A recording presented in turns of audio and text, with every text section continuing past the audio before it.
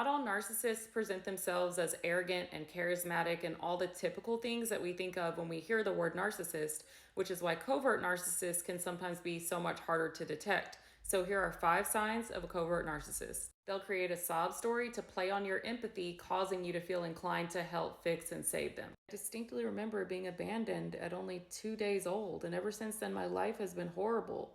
Horrible childhood, horrible friends, horrible family, horrible relationships. I just want that one person to love me unconditionally, and no one ever will. They're perpetual victims. According to their narrative, everything that happens to them is always someone else's fault. There's no self reflection and no accountability. I can't believe I got fired for stealing at work. This is why I hate working for other people, because no boss ever appreciates me. I've been fired from 62 jobs in my lifetime, and it's never once been my fault. They claim to be the unluckiest people alive. They always have some outrageous story to back up a lie that they're telling, and they blame it on having bad luck. STD results? Well, I would show them to you, but right as they were printing them, the entire clinic caught on fire, so we had to evacuate, and then their online system caught a virus, so they lost all the files. I know that sounds crazy, but I just have the worst luck. They're always in some sort of crisis. When one crisis ends, the next one begins, and it becomes your job to fix it. I can't believe I'm getting sued after I finally got my business off the ground. If you can't help me, I understand. I wouldn't expect you to be different from anyone else from my past who wouldn't be there for me. They'll use passive-aggressive punishment to control you, like the silent treatment.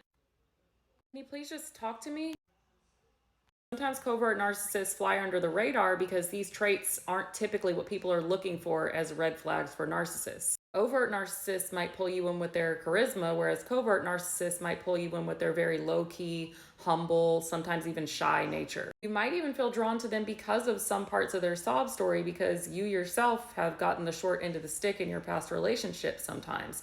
So you feel like y'all two will be the perfect match because you can finally give each other what you've both been missing in past relationships. The difference is, for you, it's actually real and true and a part of your history. But for them, they've lied and they've victimized themselves to make themselves appear this way to play on your empathy. So you're pulled in thinking you can help each other and y'all can be there for each other, but as the relationship progresses, you start to notice that you're the only one who's being there for them. You're giving more, but they're giving nothing in return. Meanwhile, over time, they start withdrawing from the relationship, causing you to try harder and give more to try to get that sweet, humble person back from the beginning. Covert narcissists will insult you and disguise it as a joke. They will push you to your absolute breaking point while they remain completely calm and use your reaction against you. They will silently rage. You can feel a covert narcissist's coldness in the air when they're angry, and it's chilling. Covert narcissists present a lot differently than your textbook grandiose or overt narcissists, but don't get it twisted. They are just as damaging,